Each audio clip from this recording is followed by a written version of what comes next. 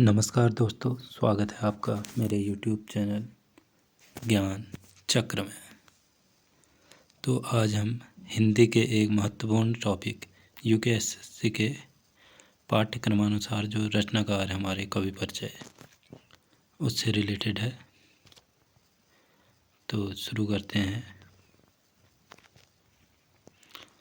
पहले हैं इसमें कबीरदास।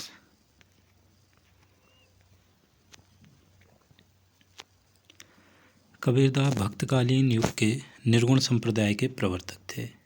कबीरदास का जन्म 1398 में वाराणसी के पास लहरतारा में हुआ था। इनके गुरु का नाम रामानंद था। बचपन में कबीरदास का पालन पोषण नीमा व नीरू नामक दंपति ने किया था। इनकी पत्नी का नाम लोई और पुत्र का नाम कमाल था। इनकी मृत्यु 1518 में मगहर में हुई। हजारी प्रसाद द्विवेदी ने कबीर को वाणी का डिटेक्टर कहा है। ये सवाल बहुत बार आया है। गुरु ग्रंथ साहिब में कबीरदास के उपदेशों का संकलन मिलता है। कबीरदास की भाषा को रामचंद्र शुक्ल ने सुदक्कड़ी और श्याम सुंदर दास ने पंचमेल खिचड़ी कहा था। कबीरदास की रचनाएं।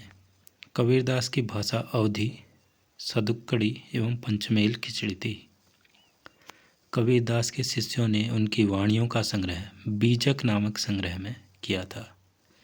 बीजक नामक संग्रह के भी 3 मुख्य भाग हैं, साखी, सबद व रमैनी। कबीर की शिक्षाएं व सिद्धांत का निरूपण साखी में हुआ है। शिक्षाएं और सिद्धांत साखी में है, जबकि रमैनी चौपाई छंद में लिखी गई है। रमैनी में क्या है, चौपाइयाँ लिखी गई हैं जिसमें दार्शनिक विचारों का निरूपण किया है।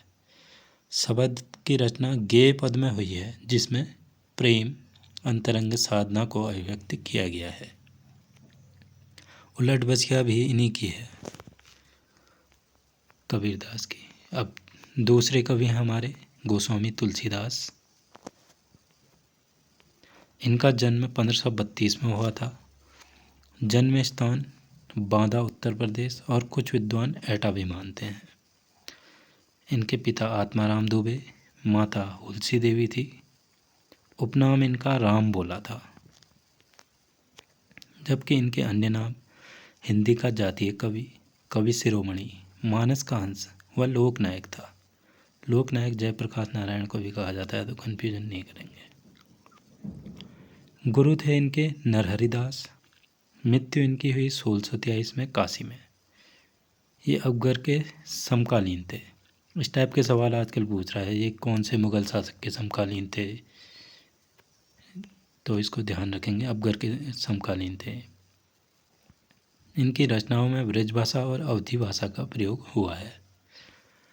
रामचरितमानस की रचना 1574 में हुई थी और अवधी भाषा में की थी, जबकि विनय पत्रिका और कवितावली की रचना ब्रज भाषा में की गई है। ये याद रखना, ये बहुत बार आ गया है पेपर में। रामचरितमानस की रचना अवधी भाषा में की गई है। विनय पत्रिका व कवितावली की रचना ब्रज भाषा में की गई है। जॉर्ज गियर्सन के अनुसार बुद्ध के बाद तुलसीदास बड़े समन्वयकारी थे। रचनाएं क्या क्या हैं? रामचरितमानस, वैराग्य संदीपनी, बरवे रामायण, पार्वती मंगल, जानकी मंगल, दोहावली, कवितावली, गीतावली, सतसई, जिनके भी पीछे वली आया है, मंगल आया है। एक सूर सारावली है, वो सूर से हम अंदाज लगा लेंगे कि सूरदास के थे। बाकी है दोहावली, कवितावली, गीतावली, एक और है श्री कृष्ण गीतावली। इसका चित्र भी लगाया है मैंने, वो उल्टा हो गया है, कोई बात नहीं। झूलना, रामलला नहचू, रामाज्ञा प्रश्नावली, ज्योतिष ग्रंथ, ये सब। रामाज्ञा प्रश्नावली जो है ज्योतिष ग्रंथ है। इस टाइप का भी पूछ लेना आज के लिए, किस विधा का है, क्या है।